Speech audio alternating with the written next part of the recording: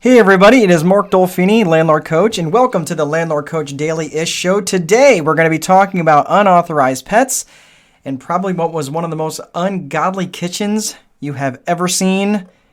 Let's go ahead, drop the needle, and get started. 5, 4, 3, 2, 1, 0, ignition, liftoff.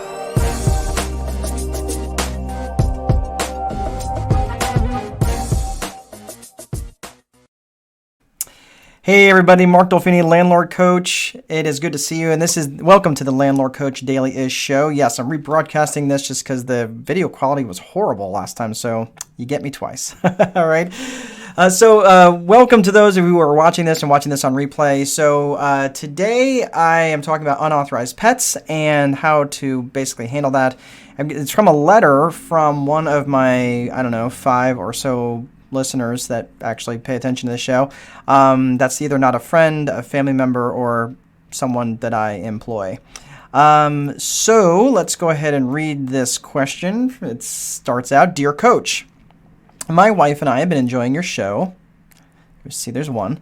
Can you tell me your thoughts on how to handle unauthorized pets? We've been renting to this family for years and always seem to have a different animal at the house. Would love to know your thoughts. Signed, Jack from Bloomington, Illinois. All right, Jack from the land of Lincoln. I'm going to do my best to answer this question, but you're probably you're probably looking for a tactical answer to your tactical question, and you don't need that from me. I mean, there's plenty of places where you can go, and you probably know what to do or how to handle this. So I'm going to give you a more strategic answer, and that's based on the VIP method that you know about me if you've been watching me for any length of time. And the VIP method, of course, is the Vision Infrastructure Process method that I wrote about in the Time Wealthy Investor 2.0. So I have to ask, are you looking for reasons to be aggravated in this business? Because if you are, you're not going to have to wait very long, right? I mean, there's so many things that can aggravate you about this business, and it's just endless, right? So if that's the case, is that in your vision to be aggravated? Is it in your vision? Of course not. I mean, who wants to say, well, I can't say setting out to be aggravated. But if you're looking for reasons to be right, if you're looking for reasons to be offended by these people who have an unauthorized pet in your house, then yeah, again, you're 100% right. You're right. They shouldn't have the pet, whatever. But you're calling it an unauthorized pet.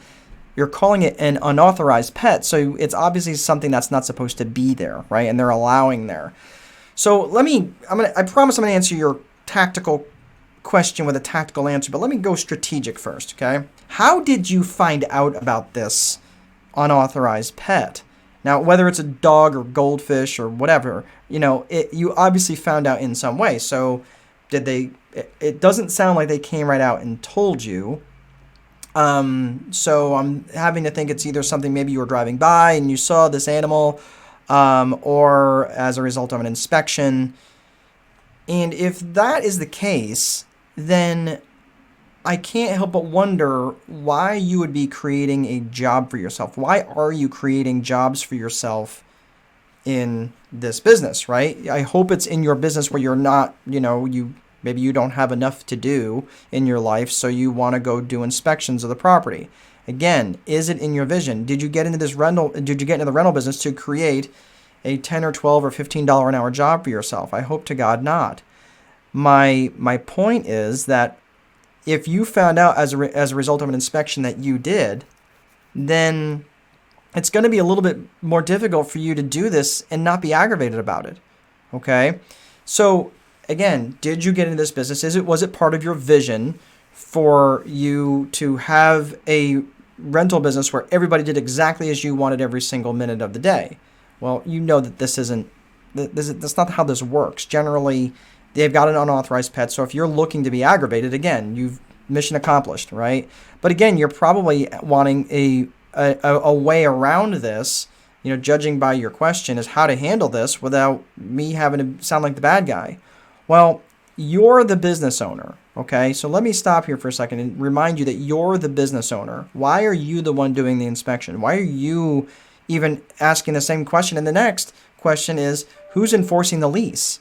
So if you're enforcing the lease, that's puts you in a situation where you have no choice now that you're going to have to respond, or at least they're going to know that if you did the inspection, right? We're talking about unauthorized pets here, that if you did the inspection, that you're going to be the one that has to follow up on the lease, right? Or the lease, the lease provision that basically provided for them to say, okay, well, yeah, you know you have an unauthorized pet there, you shouldn't have that. Again, if I'm asking the question, who's enforcing the lease, hopefully it's not you, right? It should be maybe a virtual assistant or a manager that you've hired, or maybe even an attorney that's writing a letter for you, but it definitely should not be you, okay? So again, I'm asking that question in terms of a strategic level, like how did you find out? Did you do this inspection? If so, are you going to have to contact them back? Well, in that particular case, you know the tactical answer. You draw a line in the sand, let them know about it, let them know what the pet policy is, and then you enforce it, right? The pet policy is part of your infrastructure, right? That's the vision, infrastructure, process, paradigm, right? So that pet policy, that's part of your infrastructure, which is, if you are interested in learning more about that, you can go, that the $1 million lease is part of the Becoming a VIP in the Rental Business course, which you can check out at landlordcoach.com. But if it's basically, you just straight enforce it, right? You just go to, or ideally, let me go from top down again, someone else is performing the inspection for you. That inspector reports to the virtual assistant. The virtual assistant then would obviously report to you the finding, but also reports to the resident and says, hey, you're in violation of the lease, and here's what needs to happen to fix it, okay? So again, you're not going to have, there's no shortage of ways to be offended by, when you show up and it's like, oh, what dog, right? But again, there's not going to be any shortage of ways for you to be mad about whatever is going on at your rental property. But again, these are sorts of things that you need to remove yourself as the provide an emotional barrier between you and this property, because no really good business decisions has ever been made when you're highly, highly emotional. Okay, so you need to remove yourself from that. And again, start getting really much more intentional, much more deliberate about living your vision and not being so worried about, are they violating rules? Because if that's the case, then you turn that over to inspector returns it over to a VA, and your life is much, much simpler. So great question. Thank you so much. I hope that helps you out. Okay, your favorite time and mine. Let's move on to the most ridiculous item of the day. So ridiculous. That's right. So ridiculous. Okay, so these are some kitchen cabinets that are unlike any other in the world. That's right. These are kitchen cabinets. For those of you who are paying attention, the front of those cabinets look like a giant... Dick! Yeah. Take a look out of starboard.